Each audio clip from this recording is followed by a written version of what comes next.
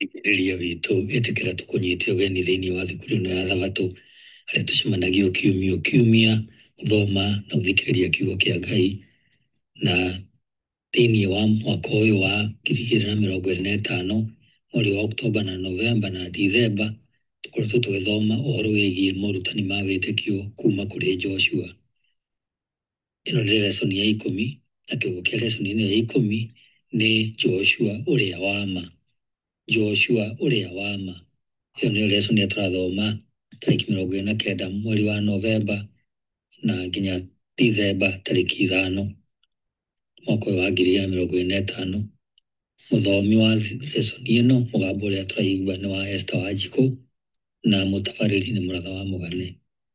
Nĩtũcokie ngatho tũigĩre lesson ĩno. Ithe witũ ũyũ ũtũũraga tene na tene, nĩ ngatho nyingĩ mũno tũgũcokeria nĩ gũtũkinyĩria kahinda-inĩ gaka tũngĩigua kiugo gĩaku o rĩngĩ kĩrĩa kiumĩte kuma kũrĩ Joshua. Baba, tũtongorie maũndũ-inĩ mothe ma wĩruti ũyũ, tũitĩrĩrie Roho waku Mũtheru, tũhote gũtaũkĩrwo nĩ maũndũ marĩa mothe tũraigua, na mũthia wa ũhoro tume haha twĩna gĩkeno kĩingĩ nĩ gũtaũkĩrwo nĩ ũrĩa ũkwenda tũmenye, na ũtũtongorie maũndũ-inĩ mothe ũkĩigua mahoya maitũ twahoya thĩinĩ wa Kristo Jesũ Mwathani witũ. Amen.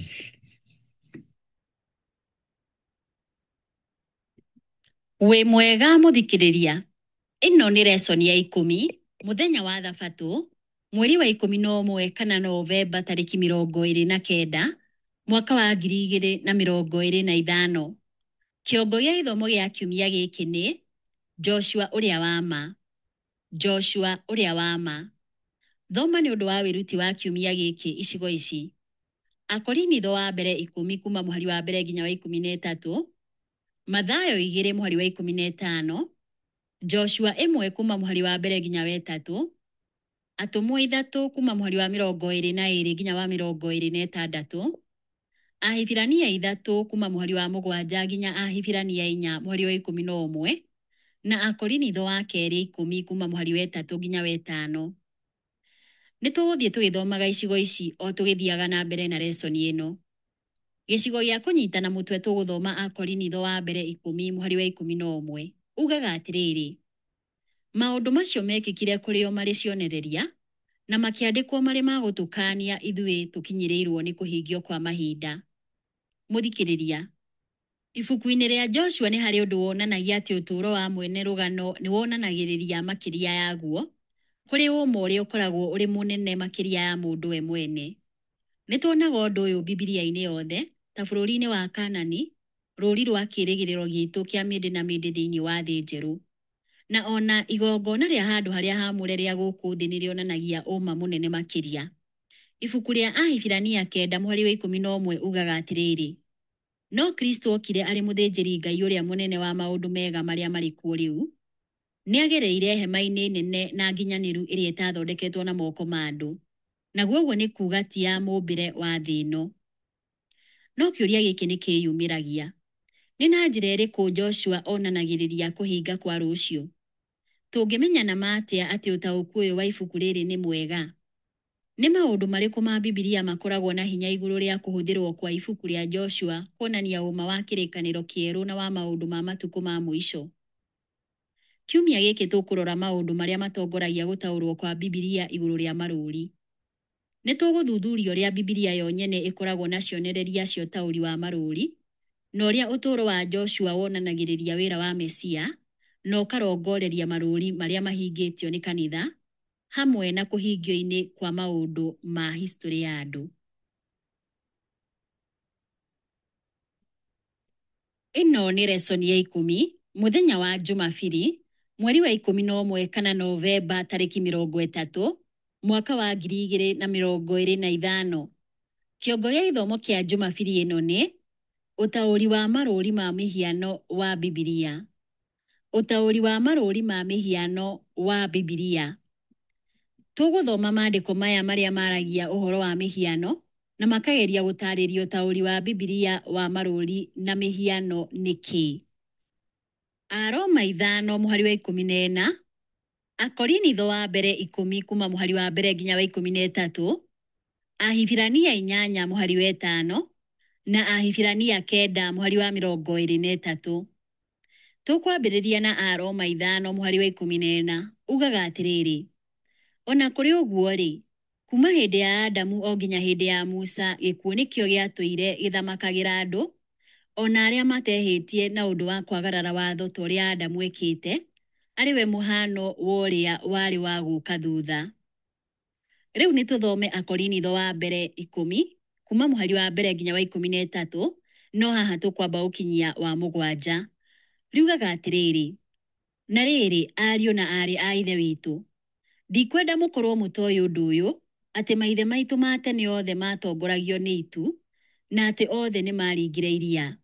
Othe nĩ mabatithirio matuĩke andũ a Musa marĩ rungu rwa itu rĩu, ona marĩ iria-inĩ rĩu. Na othe marĩaga irio o imwe cia kĩroho, na manyuaga maĩ o mamwe ma kĩroho. Nĩ gũkorwo manyuire kuma rwaro-inĩ rwa ihiga rwa kĩroho rũrĩa rwatwaranaga nao, na ruo rwaro rũu rwarĩ Kristo. Ona kũrĩ ũguo-rĩ, aingĩ ao matigana gũkenia Ngai, nacio ciimba ciao ikĩhurunjwo werũ-inĩ. Na rĩrĩ, maũndũ macio mekĩkire marĩ ta cionereria, nĩgetha ngoro ciitũ itikerirĩrie gwĩka maũndũ moru ta macio mekire. Mũtigatuĩke ahoi mĩhianano ta ũrĩa amwe ao matariĩ. O ta ũrĩa kwandĩkĩtwo atĩrĩ: andũ acio magĩikara thĩ kũrĩa na kũnyua, magĩcoka magĩũkĩra kũina na gwĩkenia. Nĩ tũthiĩ na mbere na gũthoma ibuku rĩa Akorinitho wa mbere 10, na haha tũkwambĩrĩria mũhari wa 8 tũrĩkĩrĩrie na wa 13. Riugaga atĩrĩrĩ: ningĩ tũtikahũre ũmaraya ta ũrĩa amwe ao mekire, nao magĩkua andũ 23,000 mũthenya ũmwe. Ona ningĩ tũtikanagerie Mwathani ta ũrĩa amwe ao mekire, nao makĩninwo nĩ nyoka. Na mũtikae gũteta ta ũrĩa amwe ao mekire, nao makĩũragwo nĩ mũraika ũrĩa mũninani. Maũndũ macio mekĩkire kũrĩ o marĩ cionereria, na makĩandĩkwo marĩ ma gũtũkania ithuĩ tũkinyĩrĩirwo nĩ kũhingio kwa mahinda. Nĩ ũndũ ũcio ũngĩĩra nĩ ũrũgamĩte wega-rĩ, menyerera ndũkae kũgwa. Mũtirĩ mwagerio na magerio mangĩ tiga o marĩa makoraga andũ. Nake Ngai nĩ mwĩhokeku, ndangĩtĩkĩra mũgerio na magerio marĩa mũtangĩhota gwĩtiria. No rĩrĩa mũkũgerio-rĩ, nĩ arĩmuonagĩrĩria njĩra ya kũũrĩra, nĩguo mũhotage gwĩtiria magerio macio. Rĩu tũgũthoma Ahibirania 8 mũhari wa 5 ugaga atĩrĩrĩ: nao matungataga mũhianĩre wa handũ harĩa haamũre na kĩĩruru kĩa maũndũ marĩa marĩ igũrũ. Ũndũ ũcio nĩguo watũmire Musa atwarwo kana ataarwo hĩndĩ ĩrĩa eharagĩria gwaka hema ya gũtũnganwo, akĩĩrwo atĩrĩ: menyerera wone nĩ wathondeka indo ici ciothe kũringana na mũhianĩre ũrĩa wonirio ũrĩ kĩrĩma-inĩ. Gĩcigo kĩa mũico tũgũthoma haha nĩ Ahibirania 9 mũhari wa 23 ugaga atĩrĩrĩ: nĩ ũndũ ũcio nĩ kwagĩrĩire mĩhano ya indo iria irĩ igũrũ itheragio na magongona macio, no indo cia igũrũ cio nyene itheragio na magongona mega kũrĩ macio. Icigo ici cia Bibilia nĩ ihũthagĩra kiugo mĩhiano, nĩkĩo typos na Kĩyunani, kana kĩrĩa kĩringaine na mĩhiano, nĩkĩo antitypos na Kĩyunani, kwaria ũhoro wa ũrĩa mwandĩki wa kĩrĩkanĩro kĩerũ ataarĩirie ũrĩa maandĩko kana ũndũ wekĩkire thĩinĩ wa kĩrĩkanĩro gĩkũrũ, ũtarainie na ihinda rĩake kana ihinda rĩgoka. Ũtaũri wa marũũri na mĩhiano nĩ ũtaarĩria wa mwanya wa andũ, magongona kana maũndũ marĩa monanagia Jesũ, kana ũma ũrĩa ũngĩ ũkoragwo thĩinĩ wa Injili. Mũhiano nĩ ũringanaga na kĩrĩa mũhiano wonanagĩrĩria, ũtariĩ ta kĩbaba gĩtarĩ kĩndũ kĩrĩa kĩonanagia mũthondekere ũrĩa wakĩambĩrĩria, ona akorwo kĩrĩa mũhiano wonanagĩrĩria nĩkĩo kĩhingagia muoroto wa mũhiano. Koguo mũhiano wa Bibilia wathondekagwo kũringana na mũcoro wa Ngai ũrĩa warĩ kuo mbere, wonekaga na maitho kana warĩ rĩciria meciria-inĩ ma Ngai, na wakoragwo ũrĩ wa gũthondeka kũbĩ ingĩ, nĩmo maũndũ marĩa monanagĩrĩrio nĩ mũhiano. Nĩ harĩ bata gũtaũkĩrwo atĩ andĩki a kĩrĩkanĩro kĩerũ matiataũraga mĩhiano ya maandĩko mamwe ma kĩrĩkanĩro gĩkũrũ oro ũguo nĩguo tu mauge ũndũ. Mũhiano wa kĩrĩkanĩro gĩkũrũ hĩndĩ ciothe nĩ wonanagio nĩ maandĩko ma anabii, mbere ya ũhingĩtio thĩinĩ wa kĩrĩa wonanagĩrĩria kĩrĩkanĩro-inĩ kĩerũ. Rora ũrĩa Daudi eyumĩragia thĩinĩ wa kĩrĩkanĩro gĩkũrũ, na ũrĩa acokaga kuonanio thĩinĩ wa kĩrĩkanĩro kĩerũ. Nĩ morutani marĩkũ tũngĩruta ma ũrĩa ũtaũri wa marũũri na mĩhiano ũrutaga wĩra kuma kũrĩ ngerekano ĩno? Wa mbere tũkũrora nĩ Daudi na tũgũthoma Thaburi 22 mũhari wa mbere na kuma mũhari wa 14 nginya wa 18. Mũhari wa mbere ũkauga atĩrĩrĩ: Ngai wakwa ũndiganĩirie nĩkĩ? Ũndaihĩrĩirie ũguo nĩkĩ ũkaga kũhonokia, ũkaraihĩrĩria ciugo cia mũcayo wakwa? Naguo mũhari wa 14 nginya mũhari wa 18 rĩkauga atĩrĩrĩ: Njitĩtwo thĩ ta maaĩ, namo mahĩndĩ makwa mothe nĩ marekanĩtie. Ngoro yakwa yororoete ta mũhũra, ĩtwekete ĩrĩ thĩinĩ wakwa. Hinya wakwa ũniarĩte ta rũgĩo, naruo rũrĩmĩ rwakwa rũkanyitana na karakara nĩ kũng'ara. Ũngometie rũkũngũ-inĩ rwa gĩkuũ, ndĩmũrigicĩrie nĩ magui, ndĩmũthiũrũrũkĩrie nĩ gĩkundi kĩa andũ arĩa mekaga ũũru, nĩ mathecangĩte moko na magũrũ makwa. Mahĩndĩ makwa no hote kũmatara mothe. Andũ marandora na makangũrĩra maitho, maragayana nguo ciakwa, nayo kanjũ yakwa makamĩcukĩra mĩtĩ. Wa kerĩ tũkũrora nĩ Daudi mwerũ, na tũkwambĩrĩria na Jeremia 23 mũhari wa 5. Ugaga atĩrĩrĩ: Jehova ekuga atĩrĩ, matukũ nĩ maroka rĩrĩa ngarahũra Daudi mũndũ mũthingu ũgerekanĩtio na rũhonge rwa mũtĩ, na nĩwe mũthamaki ũrĩa ũgathamakaga arĩ na ũũgĩ, na agekaga maũndũ marĩa magĩrĩire na ma kĩhoto bũrũri-inĩ. Gĩcigo gĩa kerĩ tũgũthoma nĩ Isaia 9 kuma mũhari wa 5 nginya wa 6. Riugaga atĩrĩrĩ: Iratũ ciothe cia njamba cia ita iria ihũthagĩrwo mbara-inĩ na nguo ciothe itoboketio thakame-inĩ igatuĩka cia gũcinwo ta irĩ ngũ cia mwaki. Nĩ gũkorwo nĩ tũciarĩirwo kaana tũkaheo kahĩĩ, naguo wathani ũgakorwo ciande-inĩ ciako. Nako gagetagwo mũheani kĩrĩra wa kũgegania, Mũrungu mwene hinya wothe, Ithe wa andũ wa tene na tene, Mũnene wa thayũ. Rĩu nĩ tũthome Isaia 11 kuma mũhari wa mbere nginya wa 5. Riugaga atĩrĩrĩ: Na rĩrĩ, kuma gĩthukĩ-inĩ kĩa Jesii nĩ hakoima mũndũ ũhana ta thuuna ĩrathundũka, na rũhonge rũrĩa rũkoima mĩri-inĩ yake nĩ rũgaciara maciaro. Nake Roho wa Jehova agakorwo igũrũ rĩake, Roho wa ũũgĩ na wa ũmenyo, Roho wa ũtaarani na wa hinya, Roho wa ũmenyo na wa gwĩtigĩra Jehova. Naguo ũndũ ũrĩa ũkamũkenagia nĩ gwĩtigĩra Jehova. Ndagatuaga ciira na ũndũ wa kũrora gĩthiithi kĩa mũndũ, kana atue ciira na ũndũ wa kũigua njuukũ. No rĩrĩ, nĩ agaciirithia arĩa abatari arĩ na ũthingu, nao arĩa athĩni a gũkũ thĩ amatuĩre ciira na kĩhooto.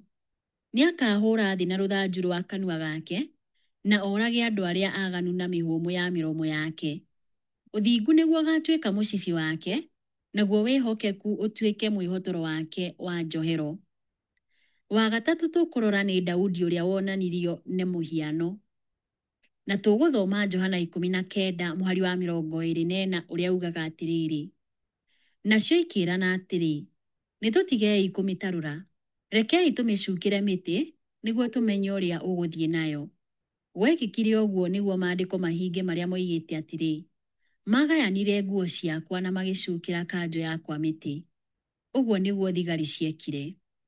Mũthikĩrĩria, na kũrora maandĩko maya, nĩ tũkuũkagĩrwo atĩ kĩrĩkanĩro gĩkũrũkio kĩene nĩ kĩheanaga ũndũ ũrĩa wa bata wa kũmenya na kũhũthĩra mĩhiano ĩrĩa ĩrĩ thĩinĩ wa maandĩko matheru. Ũguo nĩ kuuga aandĩki a kĩrĩkanĩro kĩerũ arĩa maandĩko mao marĩ kĩrĩkanĩro gĩkũrũ mateithirio nĩ hinya wa Roho Mũtheru kũhũthĩra mĩhiano ya kĩrĩkanĩro gĩkũrũ kũguũranĩria ũma ũrĩa marĩ naguo, tũrĩa kwandĩkĩtwo thĩinĩ wa Petro wa 2 mũhari wa 12, makĩria igũrũ wa Jesũ na wĩra wake. Ĩno nĩ lesson ya 10, mũthenya wa Jumatatũ, mweri wa 12 kana Disemba tarĩki 1, mwaka wa 2025. Kĩongo gĩa ithomo kĩa Jumatatũ ĩno nĩ mũhiano na kĩrĩa wonanagia. Mũhiano na kĩrĩa wonanagia. Ataũri a Bibilia matingĩtua itua oro ũguo ũrĩa mũhiano wa Bibilia ũgũkorwo na kĩ, kana ũrĩa mũhiano ũcio ũhingagio thĩinĩ wa kĩrĩkanĩro kĩerũ na makĩria. Bibilia yo nyene nĩ iheanaga mahinya na mawatho mamwe ma kũhũthĩra ũtaũri-inĩ wa marũũri na mĩhiano ya Bibilia. Oro ũndũ ũmwe, kĩrĩkanĩro kĩerũ nĩ gĩtaaragĩria kũhingio kwa mĩhiano na ikĩro ithatũ. Kĩa mbere, ũtũũro-inĩ wa Kristo nĩkuo kũhingio kwa ũhoro wa Kristo. Gĩa kerĩ nĩ marĩa mageragĩrwo nĩ kanitha nĩkuo kũhingio kwa mathomo ma ndini, na gĩa gatatũ hĩndĩ ya mũthiro nĩkuo kũhingio kwa maũndũ megiĩ mũthiro. No tuone mĩhiano ĩno na kĩrĩa yonanagĩrĩria Bibilia-inĩ yothe, na nĩ ĩteithagia mũno kuonia athomi ũrĩa mangĩtaũkĩrwo Bibilia, na nĩ ũma ũrĩkũ kiugo kĩa Ngai kĩrutanaga wĩgiĩ Jesũ, ũhonokio na kĩĩrĩgĩrĩro kĩa mũico kĩrĩa twĩnakĩo.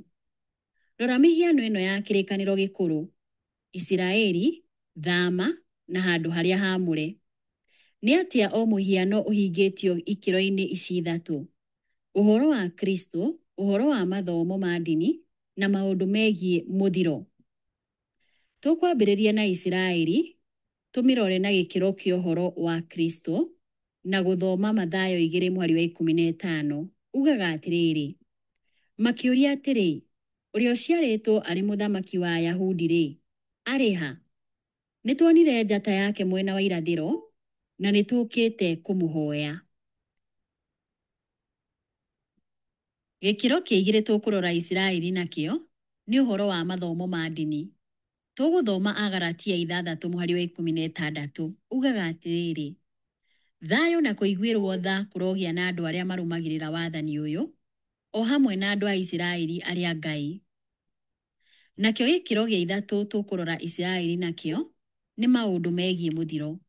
Tũgũthoma Kũguũrĩrio 7 kuma mũhari wa 4 nginya wa 8 na mũhari wa 14. Nĩtũthome kuma mũhari wa 4 nginya wa 8. Riugaga atĩrĩrĩ: ningĩ ngĩigua mũigana wa arĩa mekĩrirwo rũũri, nao maarĩ 144 kuma mĩhĩrĩga yothe ya Isiraeli. A mũhĩrĩga wa Juda arĩa mekĩrirwo rũũri maarĩ 12,000, na a mũhĩrĩga wa Rubeni maarĩ 12,000, na a mũhĩrĩga wa Gadi maarĩ 12,000, na a mũhĩrĩga wa Asheri maarĩ 12,000, na a mũhĩrĩga wa Nafitali maarĩ 12,000, na a mũhĩrĩga wa Manase maarĩ 12,000, na a mũhĩrĩga wa Simeoni maarĩ 12,000, na a mũhĩrĩga wa Lawi maarĩ 12,000, na a mũhĩrĩga wa Isakaru maarĩ 12,000, na a mũhĩrĩga wa Zebuluni maarĩ 12,000, na a mũhĩrĩga wa Jusufu maarĩ 12,000, na a mũhĩrĩga wa Benjamini maarĩ 12,000. Naguo mũhari wa 14 ũkauga atĩrĩ: na niĩ ngĩmũcokeria atĩrĩ, mũthuri ũyũ nĩwe ũĩ. Nake akĩnjĩra atĩrĩ, aya nĩ arĩa moimĩte mĩnyamaro-inĩ ĩrĩa mĩnene, nao nĩ mathambĩtie nguo ciao na magacierũhia na thakame ya gatũrũme. Mũhiano wa kerĩ tũkũrora nĩ thama, na tũkũũrora na gĩkĩro kĩa ũhoro wa Kristo. Tũgĩthoma Mathayo 2 kuma mũhari wa 19 nginya wa 21. Riugaga atĩrĩrĩ: na rĩrĩ, Herode akua-rĩ, mũraika wa Mwathani akiumĩrĩra Jusufu kĩroto-inĩ kũu Misiri akĩmwĩra atĩrĩ, ũkĩra woe kaana gaka na nyina mũthiĩ bũrũri wa Isiraeli, nĩgũkorwo arĩa mageragia gũkooraga nĩ makuĩte. Nĩ ũndũ ũcio agĩũkĩra, akĩoya kaana na nyina magĩthiĩ bũrũri wa Isiraeli. Gĩkĩro kĩa igĩrĩ tũkũrora thama nakĩo nĩ ũhoro wa mathomo ma ndini, na tũgũthoma Akorinitho wa kerĩ 6 mũhari wa 17. Ugaga atĩrĩrĩ: nĩ ũndũ ũcio-rĩ, umai kũrĩ o na mwĩyamũranie nao. Ũguo nĩguo Mwathani ekuuga: mũtikahutie kĩndũ kĩrĩ thaahu, na niĩ nĩ ngũmwamũkĩra. Gĩkĩro kĩa mũico tũkũrora thama nakĩo nĩ maũndũ megiĩ mũthiro, na tũgũthoma Kũguũrĩrio 18 mũhari wa 4. Ugaga atĩrĩrĩ: ningĩ ngĩigua mũgambo ũngĩ umĩte igũrũ ũkiuga atĩrĩ, inyuĩ andũ akwa, umai kũrĩ we, nĩgetha mũtikagwatanĩre na mehia make, na nĩguo mũtikae kwamũkĩra mĩthiro yake. Rĩu nĩ tũrore mũhiano wa gatatũ, na nĩ handũ harĩa haamũre. Tũkũũrora na gĩkĩro kĩa mbere nĩkĩo ũhoro wa Kristo, na tũgũthoma icigo ithatũ. Kĩa mbere nĩ Johana 1 mũhari wa 14. Ugaga atĩrĩrĩ: we kiugo agĩtuĩka mũndũ na agĩtũrania na ithuĩ. Nĩtuonete riri wake, riri wa mũrũ wake wa mũmwe ũrĩa waimire kũrĩ ithe aiyũrĩtwo nĩ ũtugi na ũhoro wa ma. Riu nĩ tũthome Johana 2 mũhari wa 21 ugaga atĩrĩrĩ, no rĩrĩ hekalu ĩrĩa aragia ũhoro wayo nĩ mwĩrĩ wake.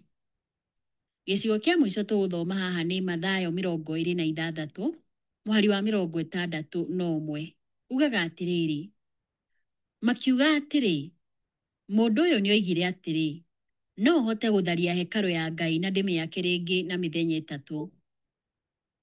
Rĩu tũkũrora handũ harĩa haamũre na gĩkĩro kĩa ũhoro wa mathomo ma ndini, na tũkwambĩrĩria na Akorinitho wa mbere 3 kuma mũhari wa 16 nginya wa 17. Riugaga atĩrĩrĩ, kaĩ inyuĩ mũtoĩ atĩ inyuĩ ene mũrĩ hekalu ya Ngai na atĩ Roho wa Ngai atũũraga thĩinĩ wanyu? Mũndũ o wothe angĩananga hekalu ya Ngai-rĩ, Ngai nĩakamwananga, nĩgũkorwo hekalu ya Ngai nĩ theru na nĩ inyuĩ hekalu ĩyo. Rĩu nĩ tũthome Akorinitho wa kerĩ 6 mũhari wa 16 ugaga atĩrĩrĩ, hekalu ya Ngai yakĩhota atĩa kũiguana na mĩhianano? Nĩgũkorwo ithuĩ nĩ ithuĩ hekalu ya Ngai ũrĩa ũrĩ muoyo. O ta ũrĩa Ngai oigĩte atĩrĩ, nĩndĩtũũranagia nao na njerage gatagatĩ-inĩ kao, nduĩke Ngai wao nao matuĩke andũ akwa. Gĩkĩro kĩa mũico tũkũrora handũ harĩa haamũre nakĩo nĩ maũndũ megiĩ mũthiro, na tũgũthoma icigo 4. Tũkwambĩrĩria na Kũguũrĩrio 3 mũhari wa 12 ugaga atĩrĩrĩ, ũrĩa ũgatoorania-rĩ, nĩngamũtua gĩtugĩ thĩinĩ wa hekalu ya Ngai wakwa. Ndarĩ hĩndĩ ĩngĩ agacooka kuuma kuo. Nĩngamwandĩka rĩĩtwa rĩa Ngai wakwa, ona rĩĩtwa rĩa itũũra inene rĩa Ngai wakwa, nĩrĩo Jerusalemu ĩrĩa njerũ, rĩrĩa rĩraikũrũka kuuma igũrũ kũrĩ Ngai wakwa. Ona ningĩ ndĩmwandĩke rĩĩtwa rĩakwa rĩerũ. Rĩu nĩ tũthome Kũguũrĩrio 12 mũhari wa 19 ugaga atĩrĩrĩ, ningĩ hekalu ya Ngai kũu igũrũ ĩkĩhingũrwo, na thĩinĩ wa hekalu yake gũkĩoneka ithandũkũ rĩrĩa rĩa kĩrĩkanĩro gĩake. Nakuo gũkĩgĩa na heni na marurumĩ na ngwa na gĩthingithia na mbura nene ya mbembe. Nĩ tũthome Kũguũrĩrio 21 mũhari wa 3 ugaga atĩrĩrĩ, ningĩ ngĩigua mũgambo mũnene umĩte gĩtĩ-inĩ kĩonene ũkiuga atĩrĩ, rĩu gĩikaro kĩa Ngai kĩrĩ hamwe na andũ, nake nĩegũtũũrania nao. Megũtuĩka andũ ake, nake Ngai we mwene arĩkoragwo hamwe nao, na atuĩke Ngai wao.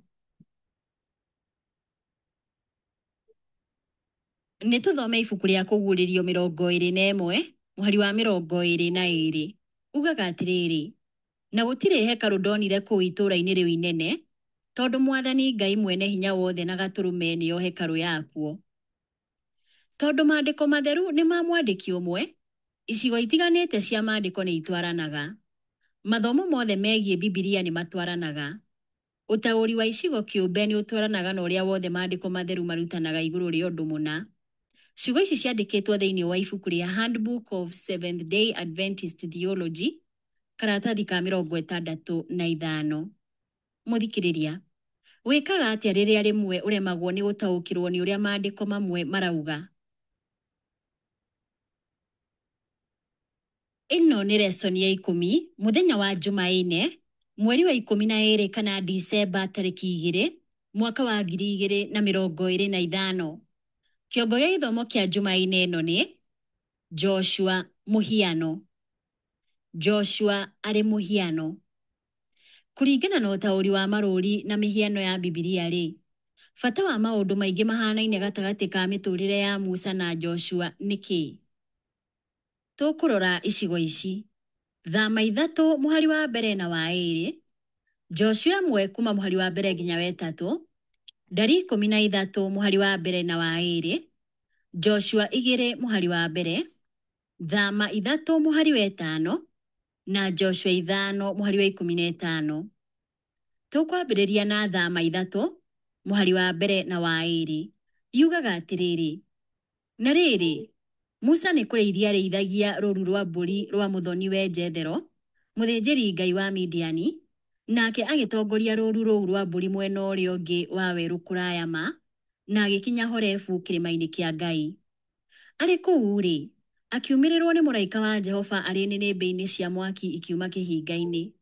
Musa akiona atĩ ona gũtuĩka kĩhinga nĩ gĩakanaga-rĩ, gĩtiahĩaga. Rĩu nĩ tũthome Joshua 1 kuma mũhari wa mbere nginya wa 3.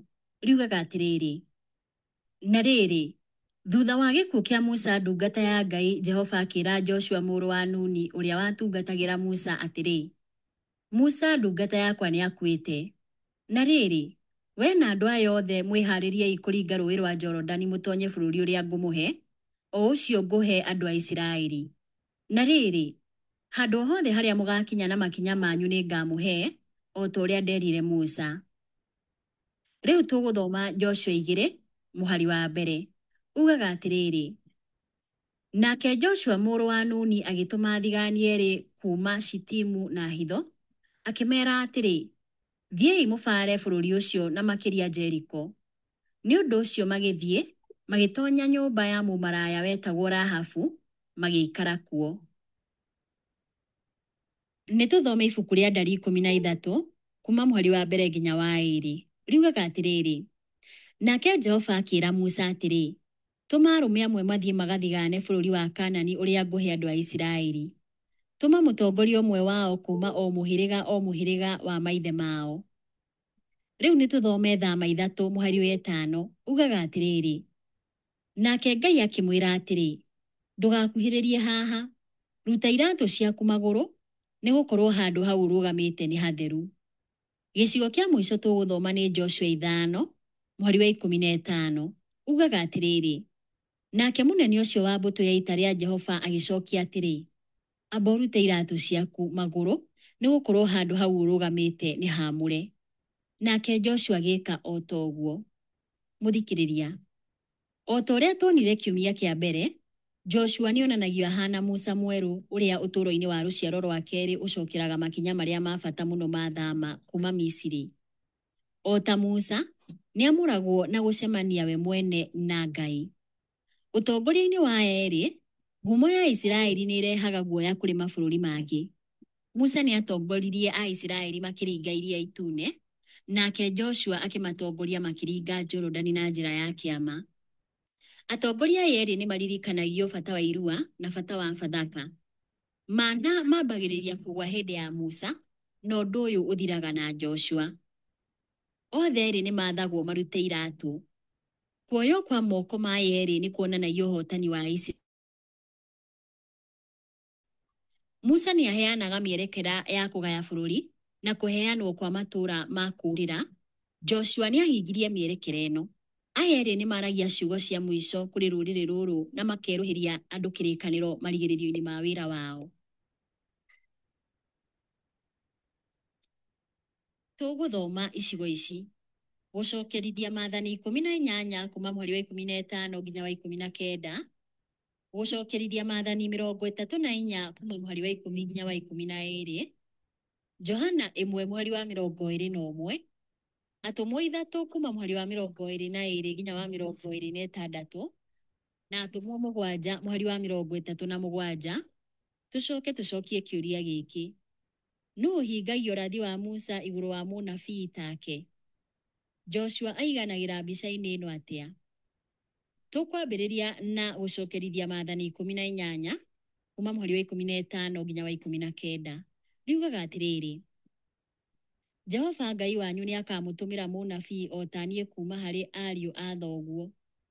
No nginya mũmũiguage. Nĩ gũkorwo ũguo nĩguo mworirie Jehova Ngai wanyu mũrĩ kũu Horebu mũthenya ũrĩa muonganĩte, rĩrĩa mwoigire atĩrĩ: Ndũkareke tũigue mũgambo wa Jehova Ngai witũ, kana tuone mwaki ũcio mũnene rĩngĩ, nĩgetha tũtigakue. Jehova anjĩrire atĩrĩ: Ũguo mwoiga nĩ wega. Nĩngamarahũrĩra mũnabii o tawe oime thĩinĩ wa ariũ a ithe wao. Na nĩngekĩra ciugo ciakwa kanua gake, nake nĩ akamera ũrĩa wothe ngamwatha. Mũndũ o wothe ũkarega kũigua ciugo ciakwa iria mũnabii ũcio akaria thĩinĩ wa rĩĩtwa rĩakwa-rĩ, niĩ mwene nĩ niĩ ngamũũria ũhoro ũcio. Rĩu nĩ tũthome Johana 1 mũhari wa 21. Riugaga atĩrĩrĩ: Nao makĩmũũria atĩrĩ: We ũkĩrĩ ũ? We nĩwe Elija?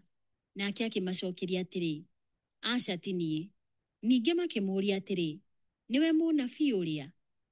Nake agĩcokia atĩrĩ, aca. Nĩtũthome ibuku rĩa gũcokerithia Maathani 34 kuma mũhari wa 10 nginya wa 12. Kuma hĩndĩ ĩyo gũtirĩ kwagĩa mũnabii ũngĩ ta Musa kũu Isiraeli ũrĩa Jehova amenyanĩte nake ũthiũ kwa ũthiũ, na ũrĩa waringire ciama na agĩka maũndũ ma magegania marĩa Jehova amũtũmĩte ageke kũu bũrũri wa Misiri, na kũrĩ Firaũni na kũrĩ anene ake othe na kũrĩ bũrũri wake wothe. Nĩgũkorwo gũtirĩ mũndũ ũrĩ wonania hinya mũnene kana ageka ciĩko cia kũmakania ta iria Musa ekire maitho-inĩ ma andũ a Isiraeli othe. Rĩu nĩtũthome Atũmwo 3 kuma mũhari wa 22 nginya wa 26. Riugaga atĩrĩrĩ, nĩgũkorwo Musa oigire atĩrĩ, Mwathani Ngai wanyu nĩakamwarahũrĩra mũnabii o ta niĩ kuma kũrĩ andũ anyu, na no nginya mũgathikĩrĩria ũrĩa wothe akamwĩra. Na rĩrĩ, mũndũ o wothe ũrĩa ũtakamũthikĩrĩria nĩakeherio biũ kuma kũrĩ andũ ao. Ti-itherũ anabii othe kuma hĩndĩ ya Samueli arĩa manaria nĩ maririe ũhoro wa matukũ maya. Na inyuĩ mũrĩ ariũ a anabii na a kĩrĩkanĩro kĩrĩa Ngai arĩkanĩire na maithe manyu. Erire Iburahĩmu atĩrĩ, na nĩ ũndũ wa rũciaro rwaku andũ othe a thĩ nĩmakarathimwo. Rĩrĩa Ngai ariũkirie ndungata yake, ambire kũmĩtũma kũrĩ inyuĩ nĩgetha amũrathime na ũndũ wa kũgarũra o ũmwe wanyu kuma kũrĩ mĩtũrĩre yanyu ya waganu. Nĩtũthome ibuku rĩa Atũmwo 7 mũhari wa 37. Ugaga atĩrĩrĩ, ũyũ nowe Musa ũrĩa werire andũ a Isiraeli atĩrĩ, Ngai nĩakamũtũmĩra mũnabii ta niĩ kuma kũrĩ andũ anyu kĩũmbe. Ũtũũro wa Joshua warĩ gĩcunjĩ kĩmwe gĩa kũhingio kwa ũrathi ũrĩa waheanirwo nĩ Musa, tũrĩa twathoma thĩinĩ wa gũcokerithia Maathani 18 mũhari wa 15 na wa 18. Ĩndĩ ũrathi ũyũ waheanirwo nĩ Musa ndwarĩkirio kũhingio biũ. Kũhingio-inĩ biũ kwaguo, ũrathi ũyũ ũngĩakinyanĩirio tu kana ũhingio nĩ Mesia. Nĩoĩ ithe mũno, tũrĩa kwandĩkĩtwo thĩinĩ wa Johana 1 mũhari wa 14 na wa 18. Arĩ wa ma na nĩaguũranagĩria Ngai na ũma, tũrĩa kwandĩkĩtwo thĩinĩ wa Luka 10 mũhari wa 22, Johana 14 mũhari wa 6 na Mathayo 22 mũhari wa 16. Nĩma Ngai nĩekĩrire ciugo ciake kanua-inĩ gake, tũrĩa kwandĩkĩtwo thĩinĩ wa Johana 14 mũhari wa 24. Kwoguo ũtũũro wa Musa na wa Joshua nĩyatuĩkire mĩhiano ya Mesia ũrĩa warĩ oke, na nĩwe Jesũ. Mũthikĩrĩria, Jesũ nĩ wa bata atĩa rũgendo-inĩ rwaku na Mwathani? Nĩkĩĩ no nginya Jesũ na ũrĩa agwĩkĩire gũkorwo arĩguo mũthingi wa gũkorwo ũrĩ Mũkristiano?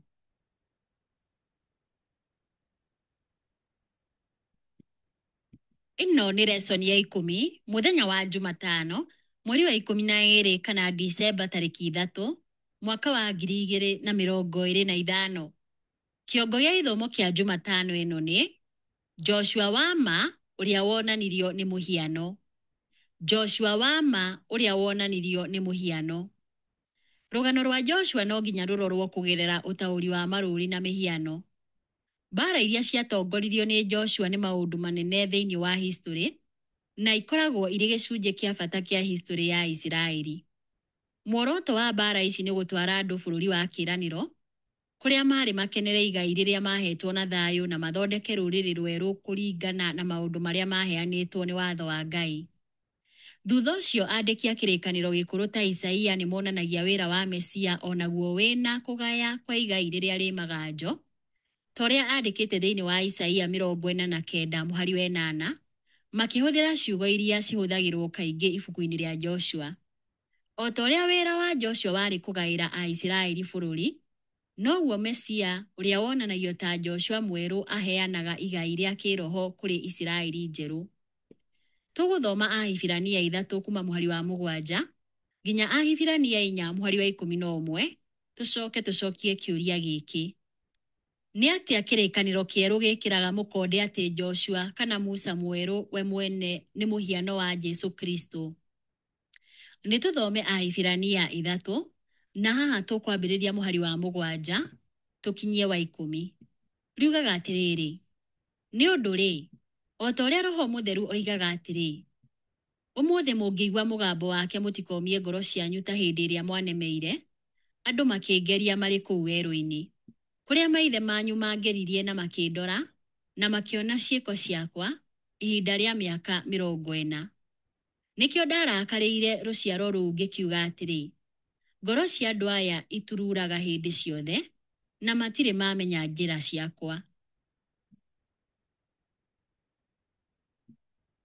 Nĩtũthiĩ na mbere na gũthoma ibuku rĩa Ahibirania 3, na haha tũkwambĩrĩria mũhari wa 11, tũrĩkĩrĩrie na wa mũico wa 19.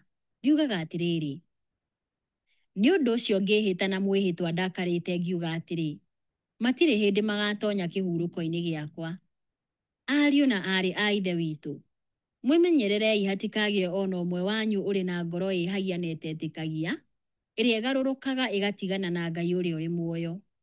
No ũmanagĩrĩriai mũndũ na ũrĩa ũngĩ o mũthenya, o rĩrĩa rĩothe mũthenya ũrĩtagwo ũmũthĩ, nĩgetha gũtikagĩe o na ũmwe wanyu ũkũũmio ngoro nĩ ũndũ wa kũheenererio nĩ mehia. Tondũ ũcio tũngĩrũmia wega mwĩhoko ũrĩa twarĩ naguo kuuma kĩambĩrĩria nginya ithirĩro-rĩ, nĩtũgatuĩka a kũgwatanĩra hamwe na Kristo. O ta ũrĩa kwĩrĩtwo atĩrĩ, ũmũthĩ mũngĩigua mũgambo wake mũtikomie ngoro cianyu ta hĩndĩ ĩrĩa mwanemeire. Nĩ andũ arĩkũ acio maiguire na makĩmũkararia? Githĩ ti arĩa othe moimĩte Misiri matongoretio nĩ Musa? Ningĩ-rĩ, nĩ andũ arĩkũ arakarĩire mĩaka ĩyo 40? Githĩ ti arĩa mehirie na magĩkua o arĩa ciimba ciao ciagũire kũu werũ-inĩ? Ningĩ-rĩ, nĩ andũ arĩkũ Ngai ehĩtire na mwĩhĩtwa atĩ gũtirĩ hĩndĩ magatonya ũhurũko-inĩ wake tiga o andũ acio maregire kũmwathĩkĩra? Tũgakĩona atĩrĩ, matiahotire gũtonya kuo nĩ ũndũ wa kwaga gwĩtĩkia kwao.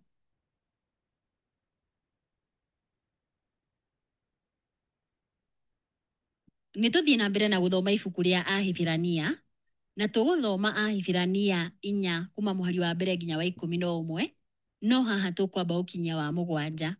Riugaga atĩrĩrĩ, nĩ ũndũ ũcio-rĩ, kuona atĩ kĩĩranĩro gĩa gũtonya ũhurũko-inĩ wake kĩrĩ oho-rĩ, nĩtwĩmenyererei gũtikagĩe o na ũmwe wanyu ũtagagĩkinyĩra.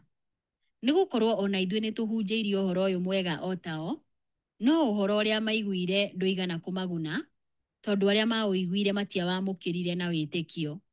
Na rĩrĩ, ithuĩ arĩa twĩtĩkĩtie nĩ ithuĩ tũtonyaga kĩhurũko-inĩ kĩu, o ta ũrĩa Ngai oigire atĩrĩ, nĩ ũndũ ũcio ngĩhĩta na mwĩhĩtwa ndakarĩte ngiuga atĩrĩ, matirĩ hĩndĩ magatonya kĩhurũko-inĩ gĩakwa, o na gũtuĩka wĩra wake nĩwathirĩte kuuma o rĩrĩa thĩ yombirwo.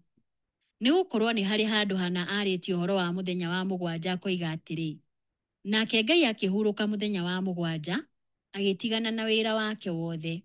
O na ningĩ hau mbere nĩoigĩte atĩrĩ, matirĩ hĩndĩ magatonya ũhurũko-inĩ wakwa.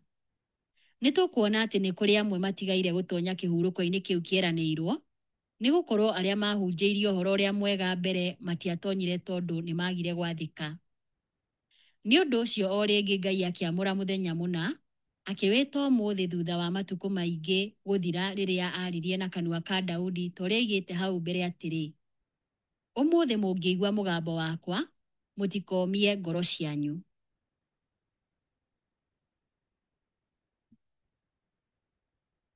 Nĩtũthiĩ na mbere na gũthoma ibuku rĩa Ahibirania 4, na haha tũkwambĩrĩria mũhari wa 8, tũrĩkĩrĩrie na wa 11. Riugaga atĩrĩrĩ, tondũ korwo Joshua nĩamahete ũhurũko-rĩ, Ngai ndangĩacokire kwaria ũhoro wa mũthenya ũngĩ thutha ũcio.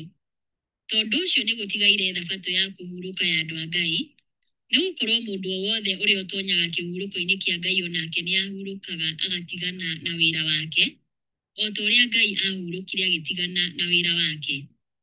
Nĩ ũndũ ũcio nĩtwĩrutanĩrie na kĩyo gũtonya ũhurũko-inĩ ũcio, nĩgetha gũtikanagĩe mũndũ o na ũrĩkũ ũkagũa nĩ ũndũ wa kũrũmĩrĩra kĩonereria kĩa ũremi wao. Mũthikĩrĩria, andĩki a kĩrĩkanĩro kĩerũ nĩmaheanire maũndũ maingĩ megiĩ wĩra wa Jesũ Kristo makĩũringithania na wĩra wa Joshua. O ta ũrĩa Joshua aingĩraga Kanani thutha wa mĩaka 40 werũ-inĩ, noguo kĩruru kĩa Joshua nĩkĩo Jesũ aingĩrire wĩra-inĩ wake thutha wa matukũ 40 werũ-inĩ, tũrĩa kwandĩkĩtwo thĩinĩ wa Mathayo 4 kuma mũhari wa mbere nginya wa 11, na Luka 4 kuma mũhari wa mbere nginya wa 13.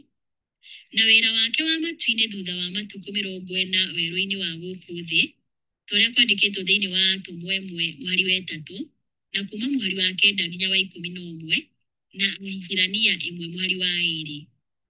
Thutha wa gũbatithio kwa Jesũ rũĩ-inĩ rwa Jorodani, kũringa gwake kwa Jorodani, torĩa kwandĩkĩtwo thĩinĩ wa Mathayo 3 kuma mũhari wa 3 nginya wa 17 na Mariko 1 kuma mũhari wa 9 nginya wa 11, andĩki a Injili nĩ macokeraga maandĩko ma Thaburi 2 mũhari wa 7 na Isaia 42 mũhari wa 1 kuma kũrĩ Thaburi ya Mesia na kuma kwĩ rwĩmbo rwa gũtangĩka kwa ndungata ya Mwathani, torĩa kwandĩkĩtwo thĩinĩ wa Mathayo 3 mũhari wa 17, Mariko 1 mũhari wa 11 na Luka 3 mũhari wa 22. Nĩ ũndũ ũcio kũgerera gũbatithio gwake Jesũ nĩonanagio arĩ njamba ya ita ya Ngai, ĩrĩ ya kũgerera ũtũũro wa wathĩki nginyagia gĩkuũ ĩkarũa mbara cia Mwathani cia kũhũra mahinya ma nduma. Ũtũũro na gĩkuũ gĩake mũtharaba-inĩ nĩ ciacũngĩrĩirie kũingatwo gwa Saitani, igĩtongoria mbara ya kũhoota thũ citũ cia kĩroho, ikĩhe andũ ake ũhurũko wa kĩroho na ikĩhe arĩa akũũre igai. Torĩa kwandĩkĩtwo thĩinĩ wa Aefeso 4 mũhari wa 8, Ahibirania 1 mũhari wa 4 na Ahibirania 9 mũhari wa 15. Mũthikĩrĩria, kũhota kũhurũka thĩinĩ wa ũrĩa Kristo atwĩkĩire nĩ kuuga atĩa? Na njĩra ĩngĩ-rĩ, tũngĩkorwo na ma atĩ Jesũ nĩ ahotire Saitani ithenya-inĩ ritũ. Ĩno nĩ lesson ya 10, mũthenya wa Aramithi, mweri wa 12 kana Disemba tarĩki 4 mwaka wa 2025. Kĩongo gĩa gĩthomo kĩa Aramithi ĩno nĩ Joshua na ithuĩ. Joshua na ithuĩ. Joshua ta mũhiano onanagĩrĩria makĩria ma wĩra wa Jesũ Kristo, nginyagia kũhingio gwa ũtũũro wa kanitha ũrĩa nĩ mwĩrĩ wa Kristo.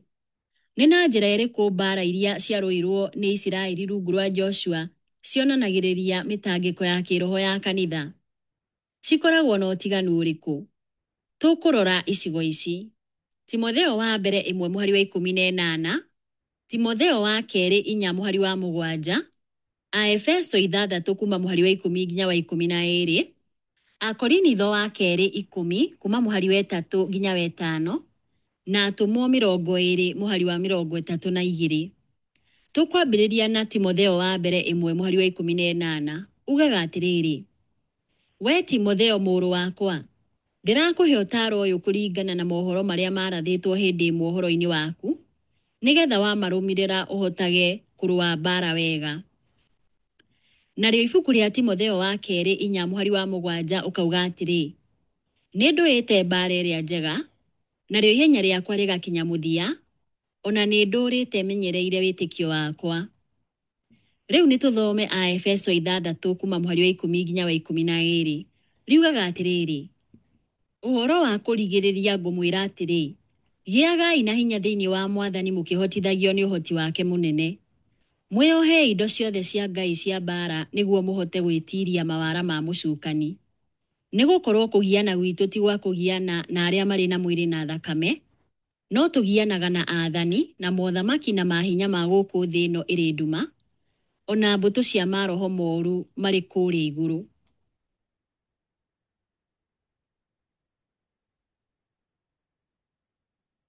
Nĩ tũthome ibuku rĩa Akorinitho wa kerĩ 10 kuma mũhari wa 3 nginya wa 5.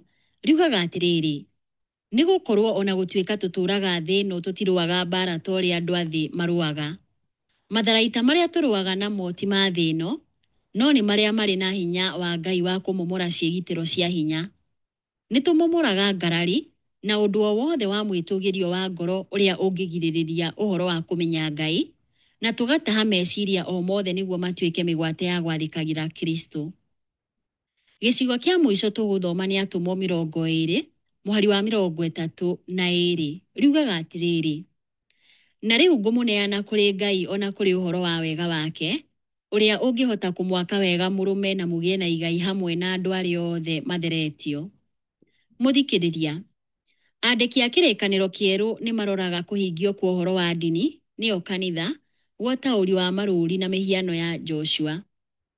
Andũ arĩa me thĩinĩ wa mwĩrĩ wa Kristo nĩo kanitha nĩ makuruhanagio na mbara ya kĩroho ya kũrũa na mahinya ma nduma, ĩndĩ no makenagĩra ũtugi ũcio ũngĩ wothe wa Ngai ta ũrĩa kwandĩkĩtwo thĩinĩ wa Hibirania 4 kuma mũhari wa 9 nginya wa 11 na irathimo cia mbara ya kĩroho. Nĩ atĩ icigo ici tũgũthoma ciugaga wĩgiĩ kũhingio guothe gwa ũtaũri wa marũũri na mĩhiano ya Joshua. Tũgũthoma Petro wa mbere 1 mũhari wa 4, Akolosai 3 mũhari wa 24, Kũguũrĩrio 20 mũhari wa 9 na Kũguũrĩrio 21 mũhari wa 3.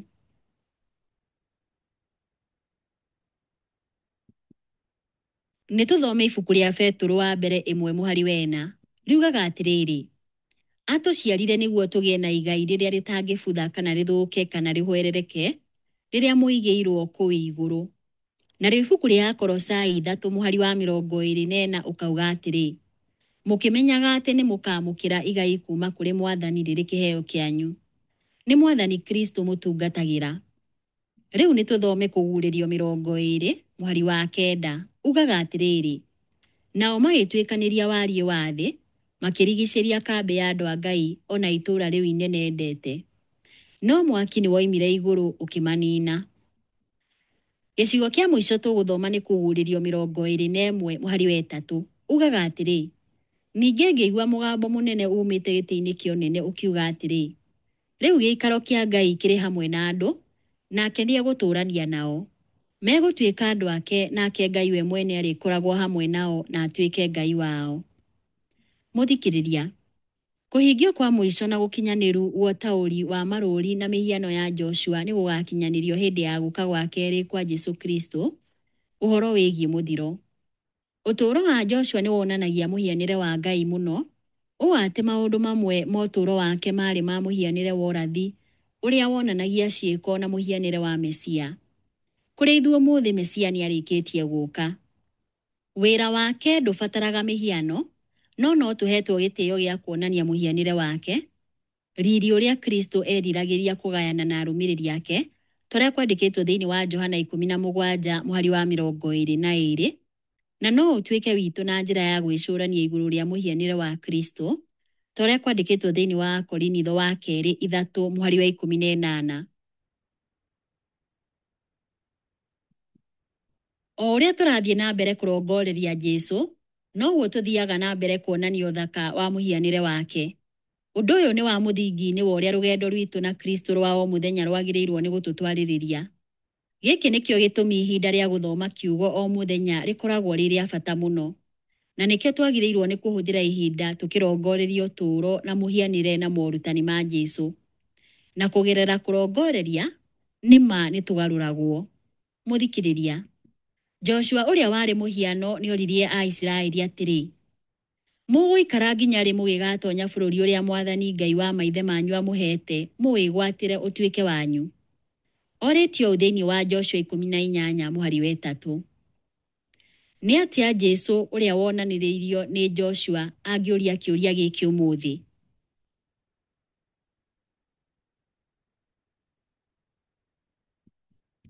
Ĩno nĩ lesson ya 10, mũthenya wa Jumaa, mweri wa 12 kana Disemba tarĩki 5, mwaka wa 2025. Kĩongo gĩa ithomo kĩa Jumaa ĩno nĩ rĩciria rĩa kuongerera. Rĩciria rĩa kuongerera.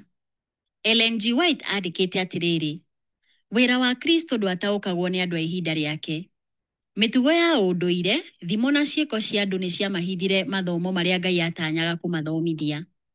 Thimo ici na ũndũire nĩ ciatuĩkire kĩgirĩrĩria gĩa ũtaũku wao na kũrũmĩrĩra ndini ĩrĩa ya ma. Na rĩrĩa ũma wokire thĩinĩ wa Kristo, mationire thĩinĩ wake kũhinga kwa mĩhiano yao yothe, ũrĩa warĩ ciĩruru-inĩ ciao. Nĩ maregire ũrĩa wonanirio nĩ mũhiano, na makĩnyitĩrĩra mĩhiano yao na magongona mao ma tũhũ. Mũrũ wa Ngai nĩ okĩte, no moragia monio rũũri. Ndũmĩrĩri ya mwĩrirei amu ũthamaki wa igũrũ nĩ ũkuhĩrĩirie, nĩ mamĩcokeirie na gwĩtia kĩama. Injiri ya Kristo yarĩ kĩhĩnga kũrĩ o, tondũ metagia ciama handũ ha mũhonokia. merĩgagĩrĩra Mesia onanie ũma wa ciugo ciake na gwĩka maũndũ manene mohotani nĩguo athondeke ũthamaki wake igũrũ rĩa mothamaki moru ma gũkũ thĩ. Jesũ nĩ aheanire icokio igũrũ rĩa kĩĩrĩgĩrĩro gĩkĩ thĩinĩ wa ngerekano ya mũhandi wa mbeũ. Tina matharaita, tina kũrũa mbara ũthamaki wa Ngai warĩ ũthamake, no nĩ kũgerera kũhanda watho mwerũ ngoro-inĩ cia andũ.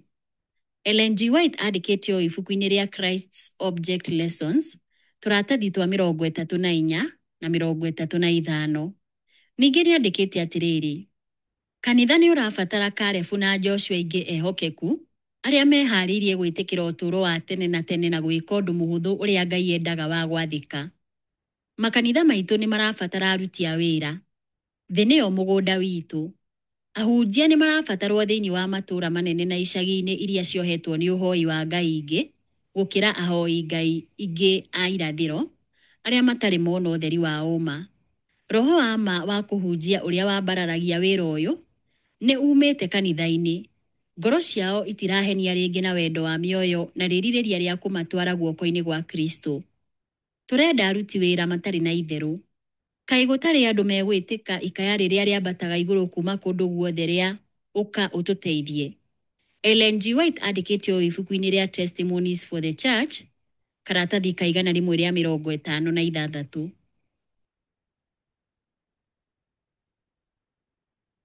Ciũria cia ndereti. Kĩũria kĩa mbere. Nĩ atĩa ũtaũri wa marũũri na mĩhiano ya Bibilia ũgũteithagia gũtaũkwo wĩra wa Jesũ Kristo ithenya-inĩ rĩaku wega makĩria? Kĩũria kĩa 2. Nĩ atĩa mbara itũ ya kĩroho ĩhanaine na mbara ya ũhotani wa Kanani na ĩkoragwo na ũtiganu ũrĩkũ? Kĩũria gĩa 3. Thugunda igũrũ rĩa kũhingio kwa mũico gwa ũtaũri wa marũũri na mĩhiano ya Joshua. Nĩ atĩa mbica ya thĩ ĩtarĩ ruo, mĩtangĩko na gĩkuũ ĩtũheaga kĩĩrĩgĩrĩro kĩa ma mĩtangĩko-inĩ itũ ya ũtũũro wa o mũthenya? Kĩũria kĩa 4. Joshua nĩ onanirie mũhianĩre wa Ngai nginya akĩonania wĩra wa Kristo. Nĩ na njĩra irĩkũ ũngĩtĩkĩria Jesũ onanie mũhianĩre wake thĩinĩ waku wega makĩria? Mũthikĩrĩria wakwa, Ngai wa muoyo arokũrathima na akũheage thayũ.